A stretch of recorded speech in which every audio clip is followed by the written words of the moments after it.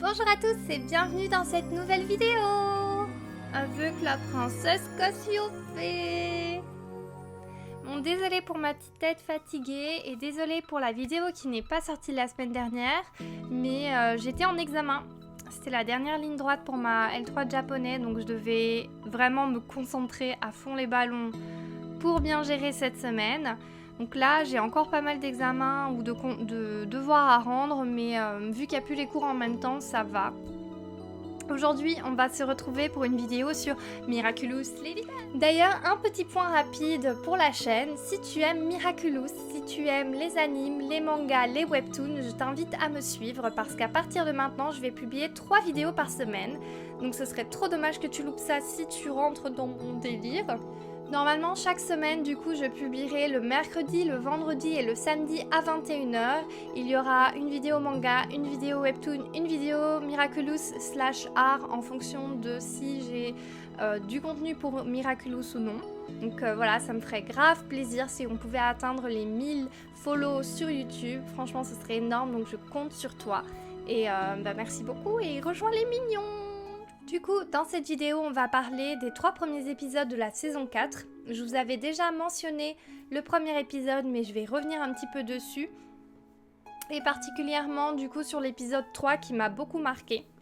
Donc, dans le premier épisode, attention spoiler si vous ne l'avez pas encore vu, allez le voir sur le site de TF1, T'es fou.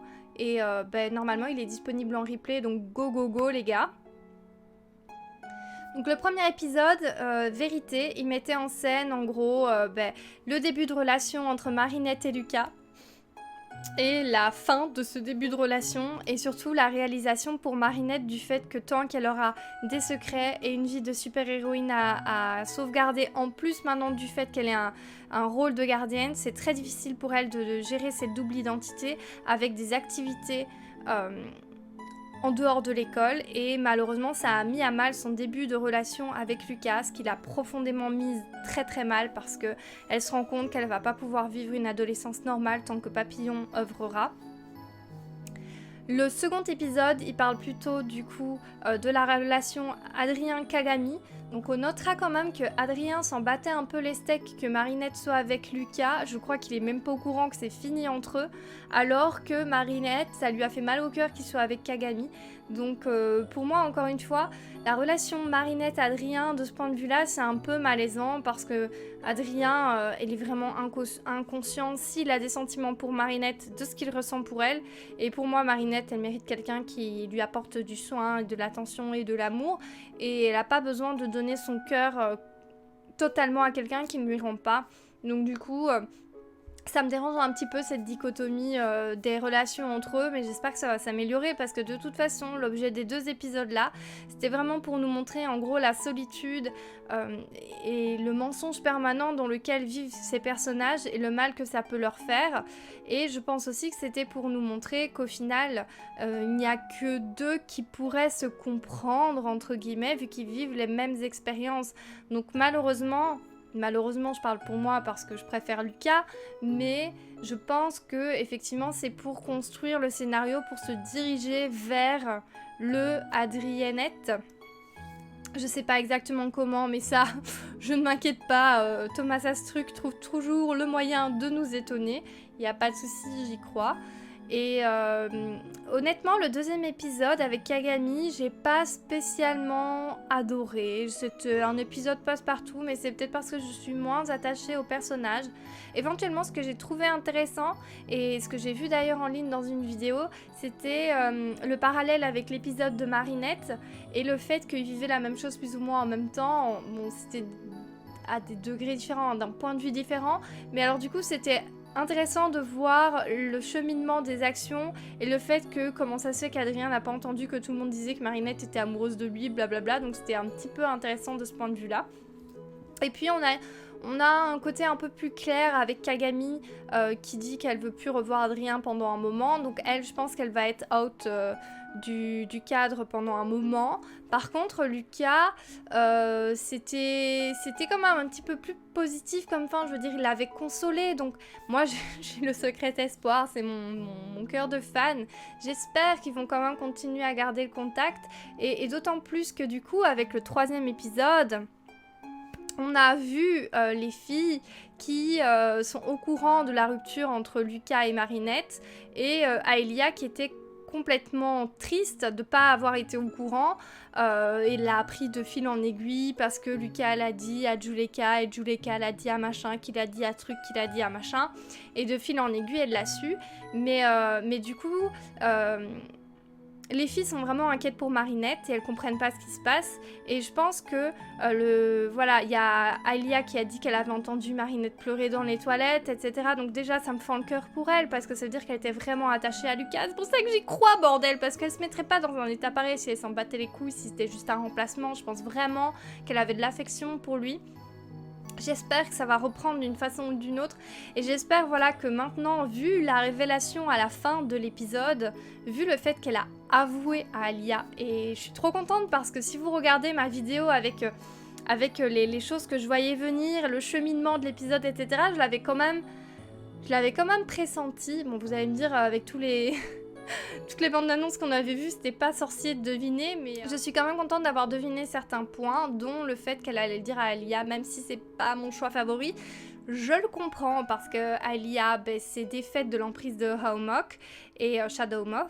Et je pense que le fait qu'elle soit aussi proche de Ladybug que de Marinette, ça a joué dans la confiance que Marinette a décidé de lui donner parce qu'elle s'est dit bon, j'ai vraiment besoin de me confier à quelqu'un dans le fond et pourquoi pas Alia, parce que si en plus elle lui a prouvé qu'elle pouvait se défaire du méchant, donc ça veut dire qu'elle lui a prouvé entre guillemets qu'elle pouvait garder son secret et qu'elle pouvait refuser de dire la vérité au vilain et donc du coup je pense que c'est un élément important. En tout cas, je pense que c'est le seul élément qui autoriserait Marinette à le dire à Alia, en plus du fait qu'elle est au bout du rouleau et qu'elle a besoin de se confier à quelqu'un, parce que sinon je comprendrais pas la psychologie derrière, dans le sens que pourquoi tu le dis à Alia, pourquoi tu l'as pas dit à Lucas par exemple. Enfin, la seule différence elle est là dans le fond, alors que ça aurait facilité sa vie de le dire à Lucas et ça aurait réglé les soucis, il l'aurait vachement compris, il l'aurait soutenu et ça aurait réglé le souci.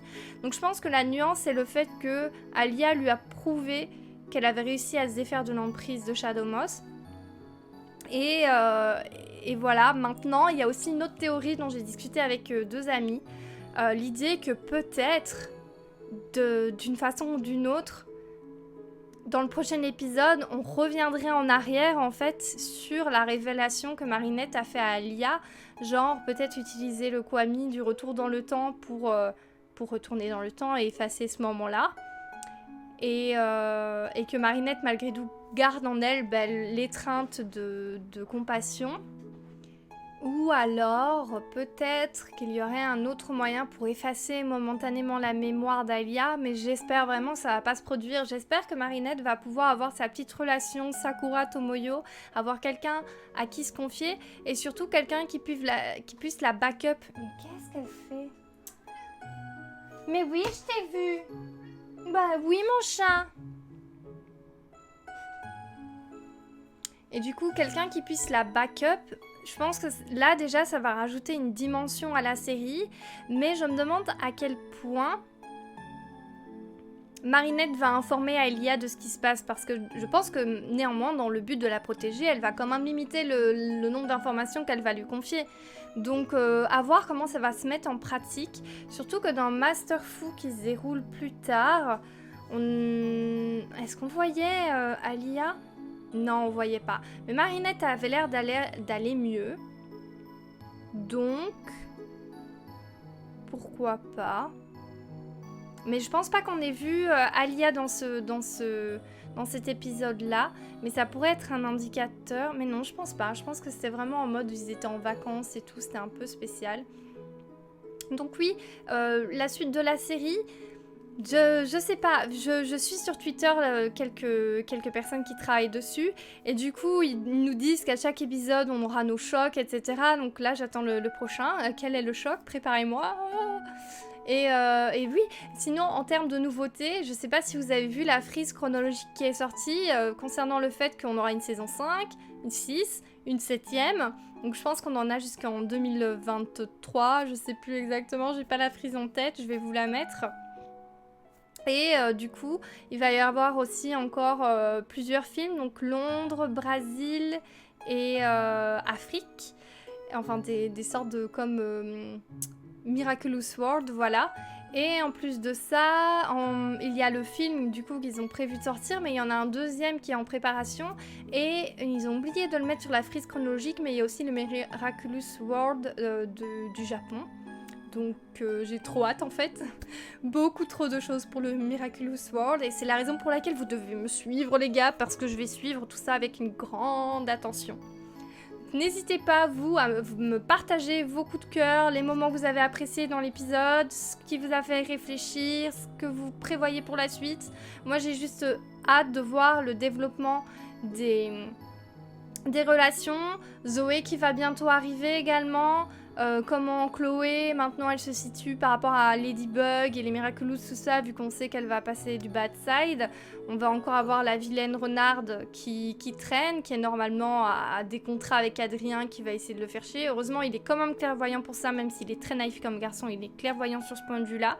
Mais je pense qu'il y a encore énormément de matière et de choses sur lesquelles on va pouvoir travailler durant cette saison, parce que dans le fond, là, dans les premiers épisodes qu'on a vus, on n'a pas des masses avancées sur la problématique de papillombre.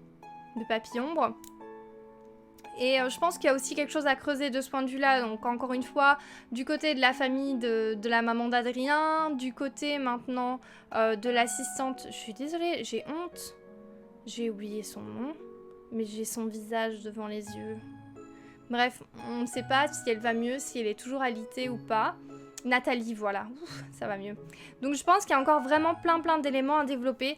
Et honnêtement, même si je me demande comment ça se fait que la série va durer aussi longtemps, je pense que il développe les choses de façon assez naturelle. On va pas dire « Ah, c'est trop long ». Je pense que tout est fait de façon assez bien mesurée et pour que les choses soient cohérentes. Donc je leur fais confiance dans le fond. J'attends juste, j'ai trop hâte de voir ce que ça va donner et voilà. Donc je vous fais plein de bisous et puis je compte sur vous pour laisser un petit commentaire, un petit cœur. Hein, si vous ne savez pas quoi dire, n'hésitez pas, un petit émote mignon, ça fera l'affaire. Je vous souhaite une bonne journée et puis je vous dis à vendredi. Matane!